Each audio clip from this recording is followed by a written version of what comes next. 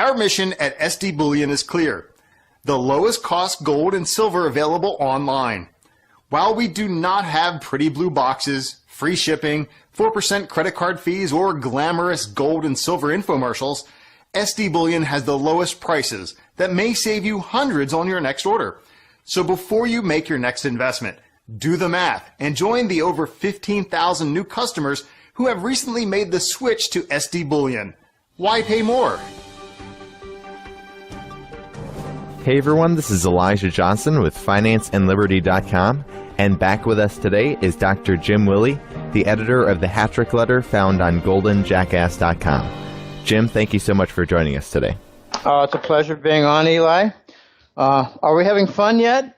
I'm a little frustrated with the gold and silver price movement, but at least we had a touch of my $18 target for silver, which was indicated on both the daily chart and the weekly chart for silver. But gold's been a disappointment since the Shanghai news of April 19th with the gold fix moving to Shanghai and the RMB gold futures contract in Shanghai. Silver has really been taking the lead, and gold is just one big fat yawn. So did you want to expand a little bit on this? You said in a recent article that you're seeing that gold and silver prices are about to break out violently to the upside. Did you want to talk a little bit about this?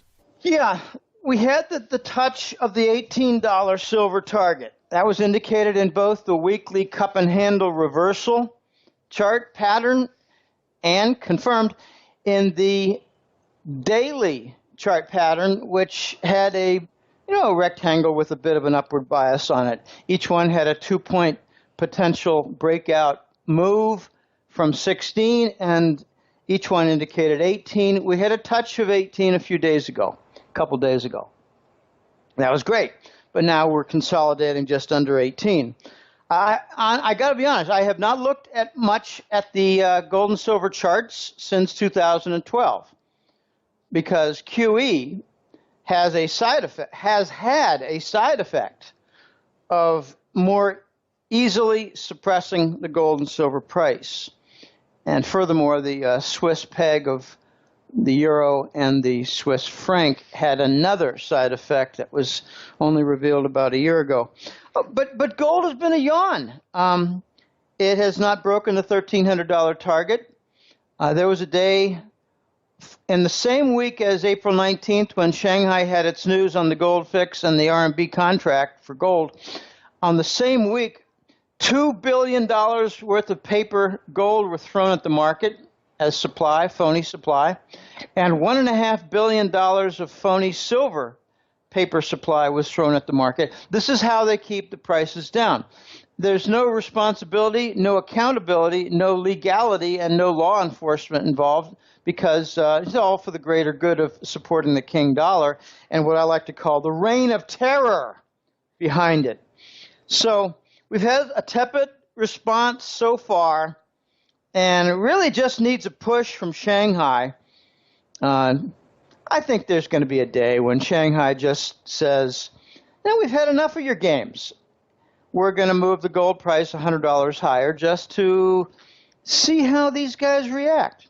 We're going to move the silver price $1.50 higher just to see how these guys react. See if it maybe topples a bank. There are two big important things regarding silver that I think are worth noting right now, right here and now. One is that it's looking like the U.S. government reneged on the 1999 most favored nation status deal with China, whereby China leased the New York and Washington boys a hoard of silver.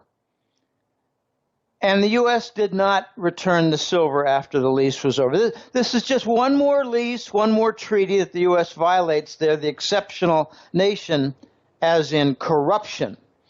Okay, so it looks like J.P. Morgan has been hired by China to acquire the silver and replenish their silver stockpile in China, because the evidence is quite clear. JP Morgan has been doing a lot of buying of silver.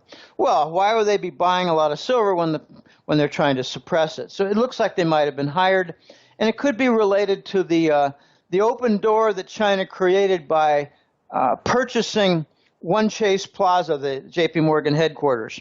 Okay, the second event is much stranger and maybe equally unclear, fuzzy. But I'm hearing from numerous, like it's been at least 3 or 4 clients who have written me and said, and interestingly, it's not from colleagues, it's from clients. They're saying, Jim, are you aware that the U.S. Navy, in order to remain in Middle East ports and pay for their fuel, like diesel for the ships, must pay in silver because the Mideast nations are refusing the dollar? Whoa! This looks like a tripwire.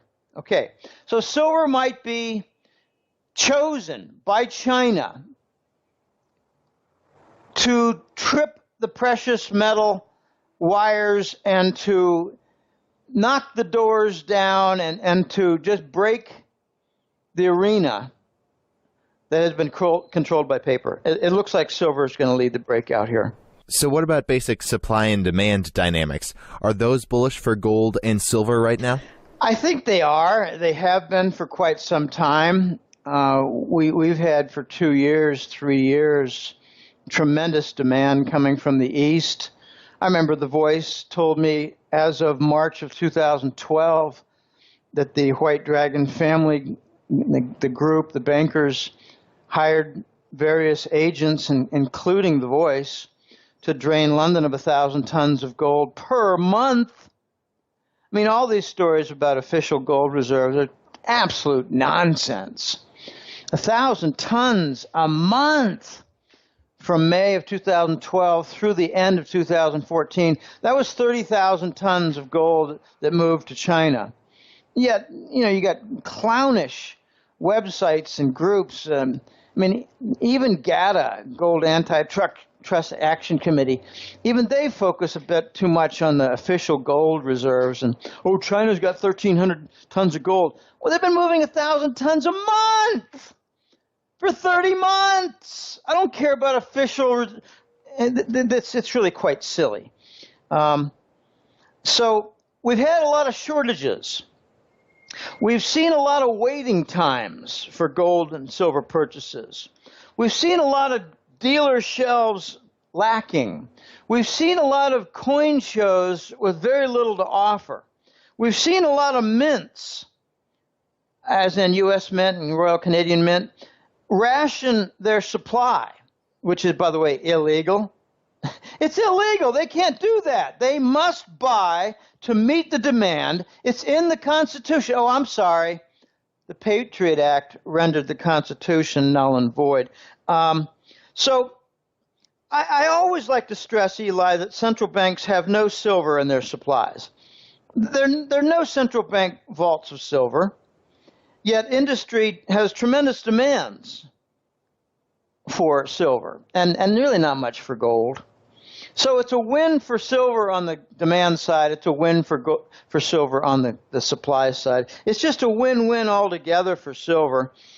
I'd like to mention one thing regarding silver as replacement. There has been a battle in industry and technology. This has gone on for, well, maybe about 100 years to replace silver in certain applications, like for mirrors, like for electronics, like for photography development.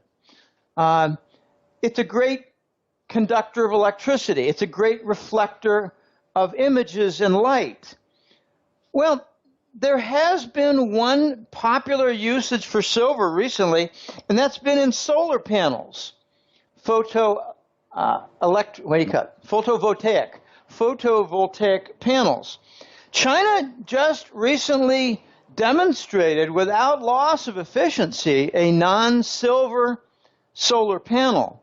So we might actually see some reduced demand in silver for solar, but it's going to continue for photography. I remember 10 years ago, there were a lot of clowns saying, oh gosh, with all the digital imaging going on with cameras, we're going to see silver just fall off on demand. And I said, yeah, right.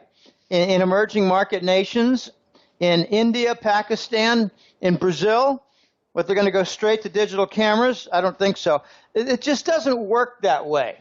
The more advanced societies, the more advanced economies do move toward digital. I remember buying a digital camera back in 1999. I bought an Olympia camera, and I paid over $800 for it.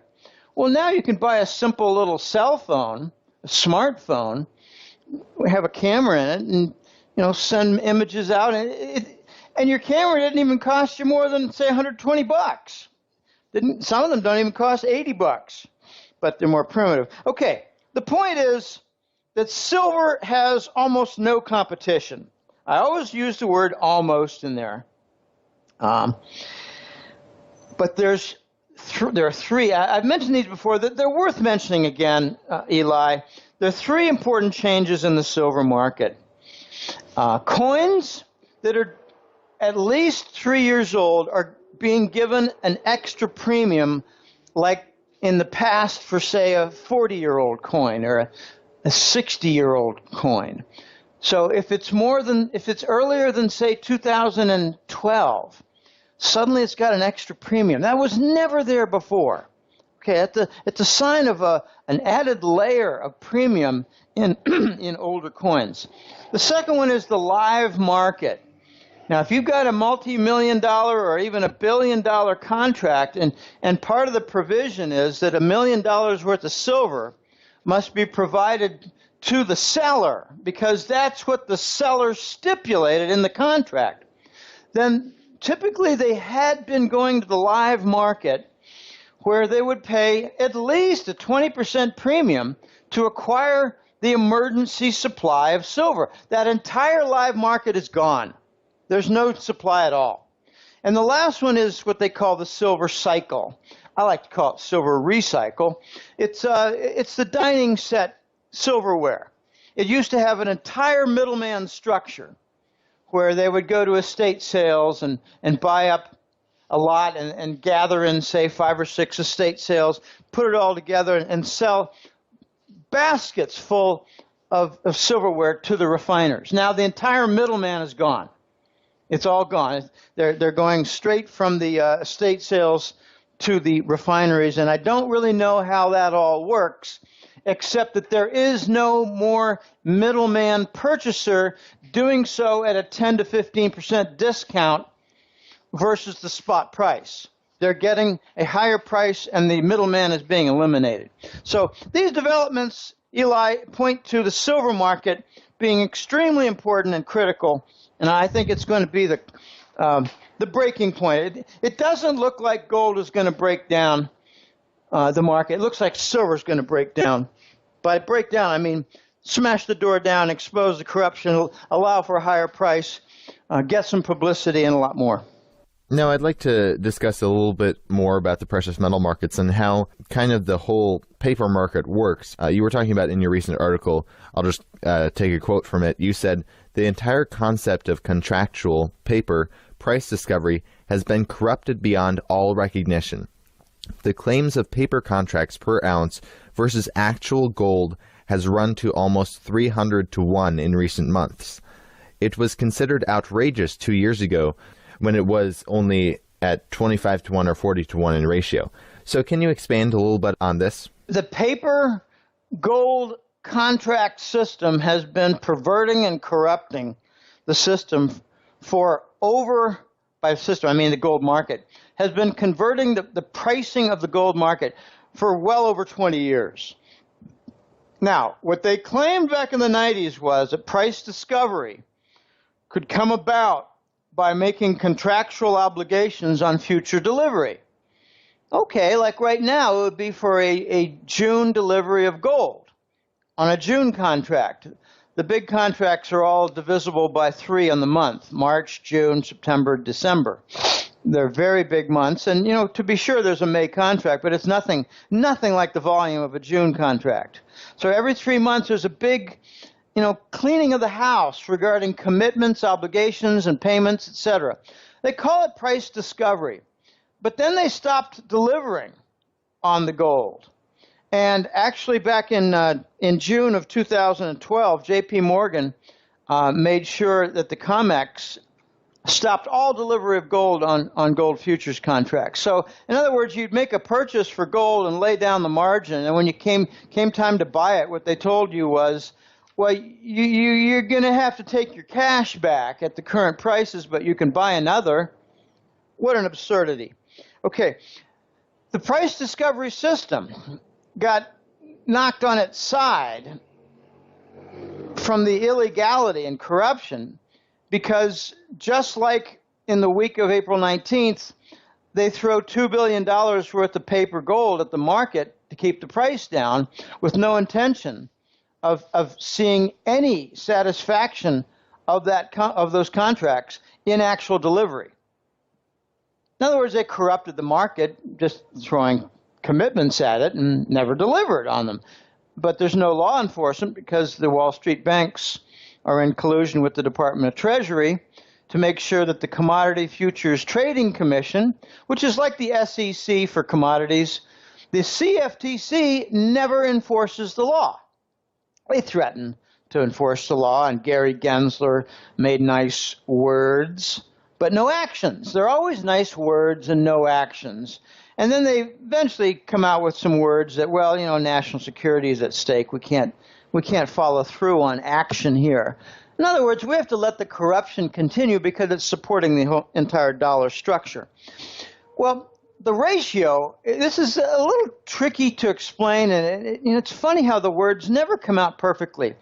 But there are lots and lots of contracts and obligations and commitments for gold ounces, physical ounces. These commitments are in contracts. They're called paper gold. The paper gold has overwhelmed the actual physical gold. If you add up all the different contracts pertaining to gold, like we have the rights for this gold and we will sell it at this price at this time and maybe even to this party, add up all the volume for the commitments on gold, and it's over 300 times the amount of gold out there. Whoa. Okay, so it's like playing a game with your house titles. Can you imagine even 10 people having a claim on your house title, your property title? Well, what happens when they all come forward at once? That's exactly the problem gold's going to have. Can you imagine multiple fire insurance policies on your home?